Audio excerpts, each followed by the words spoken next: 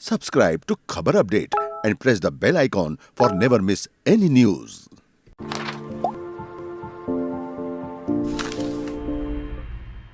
देश में चल रहा स्ट्रक्चरल रिफॉर्म्स का सिलसिला आज एक नए पड़ाव पर पहुंचा है। Transparent taxation, honouring the honest, 21वीं सदी के टैक्स सिस्टम की इस नई व्यवस्था का आज लोकार्पण किया गया है। इस प्लेटफॉर्म में फेसलेस असेसमेंट,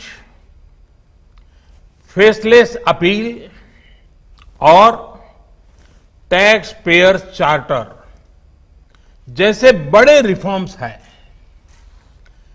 फेसलेस असेसमेंट और टैक्स पेयर चार्टर आज से ही लागू हो गए हैं, जबकि फेसलेस अपील की सुविधा 25 सितंबर यानी दीनदयाल उपाध्याय जी के जन्मदिन से पूरे देश भर में नागरिकों के लिए उपलब्ध हो जाएगी। अब टैक्स सिस्टम भले ही फेसलेस हो रहा है, लेकिन टैक्स पेयर को ये फेयरनेस और फियरलेसनेस का विश्वास देने वाला है। ये सभी टैक्स पेयर्स को इस महत्वपूर्ण तोहफे के लिए मैं बहुत बहुत बधाई देता हूं और इनकम टैक्स विभाग के सभी अधिकारियों को, हर छोटे मोटे कर्मचारी को भी बहुत बहुत शुभकामनाएं देता हूं। साथियों, बीते 6 वर्ष में हमारा फोकस रहा है banking the unbanked, securing the unsecured और फंडिंग द अनफंडेड। आज एक तरह से एक नई यात्रा शुरू हो रही है। ऑनरिंग द ऑनेस्ट, ईमानदार का सम्मान। देश का ईमानदार टैक्स पेयर राष्ट्र निर्माण में बहुत बड़ी भूमिका निभाता है।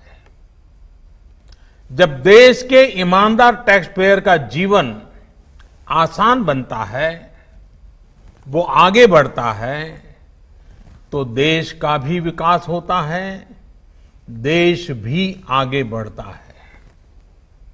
साथियों, आज से शुरू हो रही नई व्यवस्थाएं, नई सुविधाएं मिनिमम गवर्नमेंट, मैक्सिमम गवर्नेंस, इसके प्रति हमारी प्रतिबद्धता को और मजबूत करती है। ये देशवासियों के जीवन से सरकार को, सरकार के दखल को कम करने की दिशा में भी एक बड़ा कदम है। साथियों, आज हर नियम कानून को, हर पॉलिसी को प्रोसेस और पावर सेंट्रिक अप्रोच से बाहर निकालकर उसको पीपल सेंट्रिक और पब्लिक फ्रेंडली बनाने पर बल दिया जा रहा है। ये नए भारत के नए गवर्नेंस मॉडल का प्रयोग है और इसके सुखद परिणाम भी देश को मिल रहे हैं। आज हर किसी को ये एहसास हुआ है कि शॉर्टकट्स ठीक नहीं है, और हमारे यहां तो रेलवे स्टेशन पे लिखा जाता है, shortcut will you cut you short. गलत तौर तरीके अपनाना सही नहीं है। वो दौर अब पीछे चला गया है। अब देश में माहौल इस ओर आगे बढ़ रहा है कि कर्तव्य भाव को सर्वोपरि रखते हुए सारे काम होने चाहिए। सवाल यह है कि ये बदलाव आखिर कैसे आ रहा है?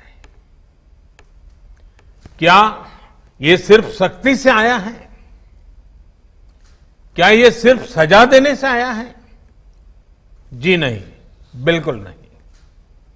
इसके अगर मोटे मोटे तौर पर मैं कहूं तो 4 बड़े कारण हैं।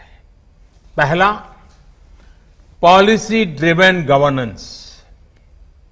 जब पॉलिसी स्पष्ट होती है तो ग्रे एरियाज मिनिमम हो जाते हैं और इस कारण व्यापार में, बिजनेस में और सरकार के और निर्णयों में भी डिस्क्रिशन की गुंजाइश कम हो जाती है। दूसरा, सामान्य जन की ईमानदारी पर विश्वास। तीसरा, सरकारी सिस्टम में ह्यूमन इंटरफेस को सीमित करके टेक्नोलॉजी का बड़े स्तर पर उपयोग। आज सरकारी खरीद हो, सरकारी टेंडर हो या सरकारी सेवाओं की डिलीवरी, सब जगह टैग इंटरफेस सर्विस दे रहे हैं। और चौथा, हमारी जो सरकारी मशीनरी है, जो ब्यूरोक्रेसी है, उसमें एफिशिएंसी, इंटीग्रिटी और सेंसिटिविटी के गुणों को रिवॉर्ड किया जा रहा है, पुरस्कृत किया जा रहा है। साथियों, एक दौर था जब हमारे यहां रिफॉर्म्स की बहुत बातें होती थी। कभी मजबूरी में कुछ फैसले लिए जाते थे, कभी दबाव में कुछ फैसले हो जाते थे, तो उन्हें रिफॉर्म कह दिया जाता था। इस कारण इच्छित परिणाम नहीं मिलते थे। अब ये सोच और अप्रोच दोनों बदल गई है। हमारे लिए रिफॉर्म का मतलब है रिफॉर्म नीति आधारित हो, टुकड़ों में नहीं हो, होलिस्टिक हो और एक रिफॉर्म दूसरे रिफॉर्म का आधार बने, नए रिफॉर्म का मार्ग बनाए।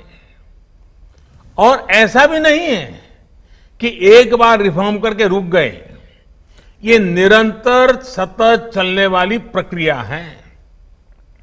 बीते कुछ वर्षों में देश में 1,500 से ज्यादा कानूनों को समाप्त किया गया है। ईज ऑफ डूइंग बिजनेस की रैंकिंग में भारत आज से कुछ साल पहले 134वें नंबर पर था। आज भारत की रैंकिंग 63 है। रैंकिंग में इतने बड़े बदलाव के पीछे अनेकों रिफॉर्म्स हैं, अनेकों नियमों कानूनों में बड़े परिवर्तन है। रिफॉर्म्स के प्रति भारत की इसी प्रतिबद्धता को देखकर विदेशी निवेशकों का विश्वास भी भारत पर लगातार बढ़ रहा है। कोरोना के इस संकट के समय भी भारत में रिकॉर्ड एफडीआई का आना इसी का उदाहरण है। साथियों, भारत के टैक्स सिस्टम में फंडामेंटल और स्ट्रक्चरल रिफॉर्म्स की जरूरत इसलिए थी क्योंकि हमारा आज का ये सिस्टम गुलामी के कालखंड में बना और फिर धीरे धीरे इवॉल्व हुआ। आजादी के बाद इसमें यहां वहां थोड़े बहुत परिवर्तन किए गए, लेकिन लार्जली सिस्टम का कैरेक्टर, उसकी चाल चलन वही रहा। परिणाम यह हुआ कि जो टैक्स पेयर राष्ट्र निर्माण का एक मजबूत पिलर है, जो देश को गरीबी से बाहर निकालने के लिए योगदान दे रहा है, उसको कटघरे में खड़ा किया जाने लगा। इनकम टैक्स का नोटिस फरमान की तरह बन गया। देश के साथ छल करने वाले कुछ मुट्ठी भर लोगों की पहचान के लिए बहुत से लोगों को अनावश्यक परेशानी से गुजरना पड़ा। कहां तो टैक्स देने वालों की संख्या में गर्व के साथ विस्तार होना चाहिए था, और कहां गठजोड़ की, साठगांठ की व्यवस्था बन गई। इस विसंगति के बीच ब्लैक और व्हाइट का उद्योग भी फलता फूलता गया। इस व्यवस्था ने ईमानदारी से व्यापार कारोबार करने वालों को, रोजगार देने वालों को और देश की युवा शक्ति की आकांक्षाओं को प्रोत्साहित करने के बजाय कुचलने का काम किया। साथियों, जहां कॉम्प्लेक्सिटी होती है, वहां कंप्लायंस भी मुश्किल होता है। कम से कम कानून हो, जो कानून हो वो बहुत स्पष्ट हो, तो टैक्स पेयर भी खुश रहता है और देश खुशहाल होता है। बीते कुछ समय से यही काम करने की दिशा में एक के बाद एक कदम उठाए जा रहे हैं। अब जैसे दर्जनों टैक्सेस की जगह जीएसटी आ गया, रिटर्न से लेकर रिफंड की व्यवस्था को पूरी तरह से ऑनलाइन किया गया। जो नया स्लैब सिस्टम आया है, उसमें बेवजह के कागजों और दस्तावेजों को जुटाने की मजबूरी से मुक्ति मिल गई है। यही नहीं, पहले 10 लाख रुपए से ऊपर के विवादों को लेकर सरकार हाई कोर्ट और सुप्रीम कोर्ट पहुंच जाती थी। अब हाई कोर्ट में 1 करोड़ रुपए तक के और सुप्रीम कोर्ट में 2 करोड़ रुपए तक के केस की सीमा तय की गई है। विवाद से विश्वास जैसी योजना से कोशिश ये है कि ज्यादातर मामले कोर्ट से बाहर ही सुलझ जाए।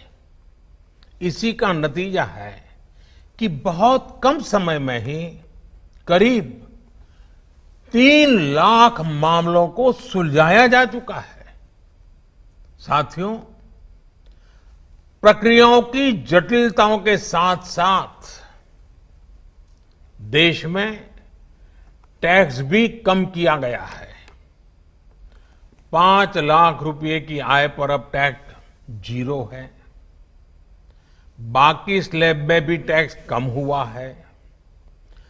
कॉरपोरेट टैक्स के मामले में हम दुनिया में सबसे कम टैक्स लेने वाले देशों में से एक हैं। साथियों, कोशिश ये है कि हमारी टैक्स प्रणाली सीमलेस हो, पेनलेस हो, फेसलेस हो। सीमलेस यानी टैक्स एडमिनिस्ट्रेशन हर टैक्स पेयर को उलझाने के बजाय समस्या को सुलझाने के लिए काम करे। पेनलेस यानी टेक्नोलॉजी से लेकर रूल्स तक सब कुछ सिंपल हो। फेसलेस यानी टैक्स पेयर कौन है और टैक्स ऑफिसर कौन है, इससे मतलब ही नहीं होना चाहिए। आज से लागू होने वाले ये रिफॉर्म्स इसी सोच को आगे बढ़ाने वाले हैं। साथियों, अभी तक तो होता ये है कि जिस शहर में हम रहते हैं उसी शहर का टैक्स डिपार्टमेंट हमारी टैक्स से जुड़ी सभी बातों को हैंडल करता है। स्क्रूटिनी हो, नोटिस हो, सर्वे हो या फिर जब्ती हो, इसमें उसी शहर के इनकम टैक्स डिपार्टमेंट की आयकर अधिकारी की मुख्य भूमिका रहती है। अब ये भूमिका एक प्रकार से खत्म हो गई है। अब इसको टेक्नोलॉजी की मदद से बदल दिया गया है। अब स्क्रूटिनी के मामलों को देश के किसी भी क्षेत्र में किसी भी अधिकारी के पास रैंडम तरीके से आवंटित किया जाएगा। अब जैसे मुंबई के किसी टैक्स पेयर का रिटर्न से जुड़ा कोई मामला सामने आता है, तब इसकी छानबीन का जिम्मा मुंबई के अधिकारी के पास नहीं जाएगा, बल्कि संभव है कि वो चेन्नई चला जाए, गुवाहाटी चला जाए, रायपुर चला जाए, अहमदाबाद चला जाए। वो फेसलेस टीम के पास जा सकता है और वहां से भी जो आदेश निकलेगा उसका रिव्यू किसी दूसरे शहर, कहीं जयपुर हो जाएगा, बेंगलुरु हो जाएगा, चेन्नई हो जाएगा, कोची हो जाएगा, वहां की टीम करेगी। अब फेसलेस टीम कौन सी होगी, इसमें कौन होगा, ये भी कंप्यूटर रैंडमली तय करेगा और ये प्रक्रिया भी बार बार उसमें बदलाव होता रहेगा। साथियों, इस सिस्टम से करदाता और इनकम टैक्स दफ्तर को जान पहचान बनाने का, प्रभाव और दबाव का मौका अब जीरो हो गया। सब अपने अपने दायित्व के हिसाब से काम करेंगे। डिपार्टमेंट को इससे लाभ ये होगा कि अनावश्यक मुकदमेबाजी बचेंगे उससे। दूसरा, ट्रांसफर पोस्टिंग में लगने वाली गैर जरूरी ऊर्जा से भी अब राहत मिलेगी। इसी तरह टैक्स से जुड़े मामलों की जांच के साथ साथ अपील भी अब फेसलेस होगी। साथियों, इस एक महत्वपूर्ण रिफॉर्म के साथ साथ आज भारत एक बहुत महत्वपूर्ण कदम उठा रहा है और वो है टैक्स पेयर चार्टर।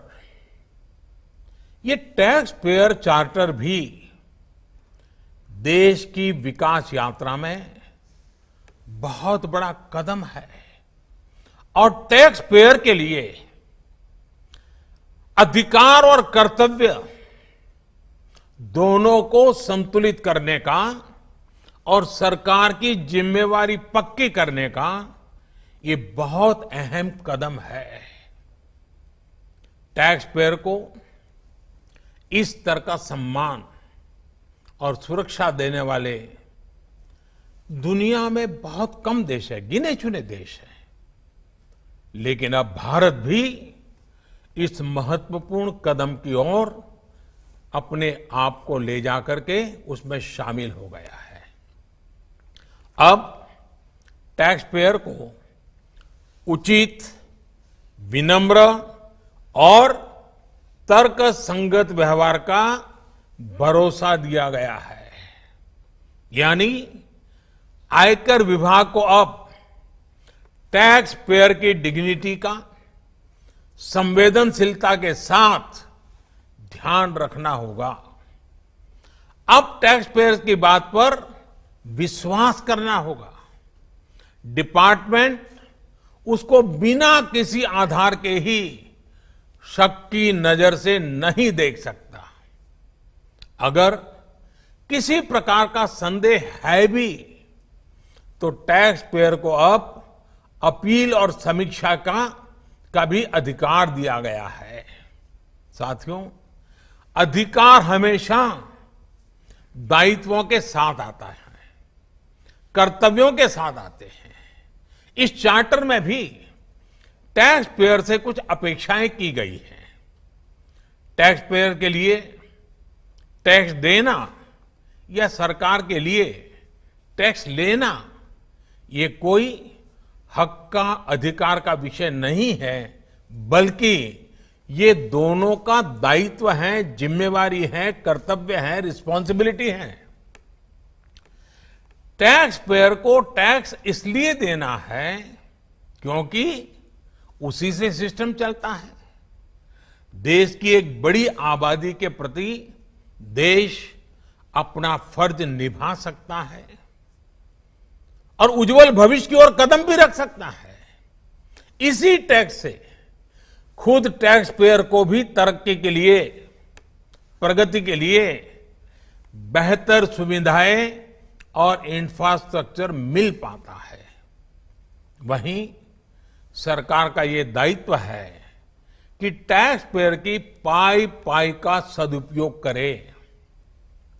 ऐसे में आज जब करदाताओं को सुविधा और सुरक्षा ये दोनों मिल रही हैं, तो देश भी हर टैक्स पेयर से अपने दायित्वों के प्रति ज्यादा जागरूक रहने की अपेक्षा करता है। साथियों, देशवासियों पर भरोसा, इस सोच का प्रभाव कैसे जमीनी पर नजर आता है, ये समझना भी बहुत जरूरी है। वर्ष 2012-13 में जितने टैक्स रिटर्न होते थे उसमें से 0.94% की स्क्रूटनी होती थी। वर्ष 2018-19 में ये आंकड़ा घटकर 0.26% पर आ गया है। यानी केस की स्क्रूटनी करीब करीब 1/4 हो गई है, 4 गुना कम हुई है। स्क्रूटनी का 4 गुना कम होना अपने आप में बता रहा है कि बदलाव कितना व्यापक है। साथियों, बीते 6 वर्षों में भारत ने टैक्स एडमिनिस्ट्रेशन में गवर्नेंस का एक नया मॉडल विकसित होते देखा है। We have decrease complexity, decrease taxes, decrease litigation, increase transparency, increase tax compliance, increase trust on the taxpayer. साथियों, इन सारे प्रयासों के बीच बीते 6-7 साल में इनकम टैक्स रिटर्न भरने वालों की संख्या में करीब 2.5 करोड़ की वृद्धि हुई है। ये वृद्धि तो बहुत बड़ी है, लेकिन इस बात का हम इनकार नहीं कर सकते हैं कि इसके बावजूद भी 130 करोड़ के देश में ये बहुत कम है, बहुत कम है। इतने बड़े देश में सिर्फ 130 करोड़ में से 1.5 करोड़ साथी ही इनकम टैक्स जमा करते हैं। 130 करोड़ में 1.5 करोड़। मैं आज देशवासियों से भी आग्रह करूंगा, जो सक्षम है उनको भी आग्रह करूंगा, भिन्न भिन्न करके व्यापार उद्योग के संगठन चलाते हैं उनको भी आग्रह करूंगा। इस पर हम सबको चिंतन करने की जरूरत है, देश को आत्मचिंतन करना होगा और ये हमारा आत्मचिंतन ही आत्मनिर्भर भारत के लिए आवश्यक है, अनिवार्य है। और ये जिम्मेदारी सिर्फ टैक्स डिपार्टमेंट की नहीं है, ये जिम्मेवारी हर हिंदुस्तानी की है, हर भारतीय की है जो टैक्स देने में सक्षम है, लेकिन अभी वो टैक्स नेट में नहीं है। वो स्वप्रेरणा से अपने आत्मा को पूछे, आगे आए। और अभी 2 दिन के बाद 15 अगस्त है। आजादी के लिए मरने मिटने वालों को जरा याद कीजिए, आपको लगेगा हां, मुझे भी कुछ न कुछ देना चाहिए। आइए विश्वास के, अधिकारों के, दायित्वों के इस महत्वपूर्ण भावना का सम्मान करते हुए, इस प्लेटफॉर्म का सम्मान करते हुए नए भारत, आत्मनिर्भर भारत के संकल्प को सिद्ध करें। एक बार फिर देश के वर्तमान और भावी ईमानदार टैक्स पेयर को बहुत बहुत बधाई देता हूं, शुभकामनाएं देता हूं। और ये पहल, ये बहुत बड़ा फैसला लिया गया है। इनकम टैक्स के अधिकारियों को भी जितनी बधाई दे उतनी कम है।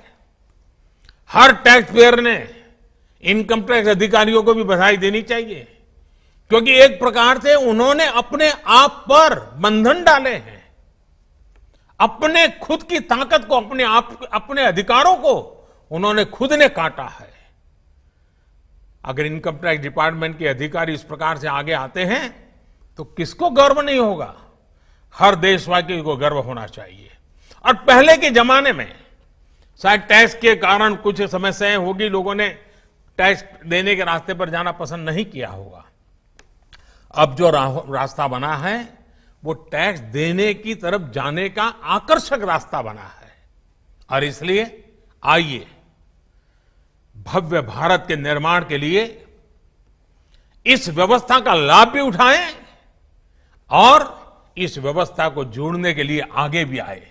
मैं फिर एक बार आप सबका बहुत बहुत धन्यवाद करता हूं, अनेक अनेक शुभकामनाएं देता हूं।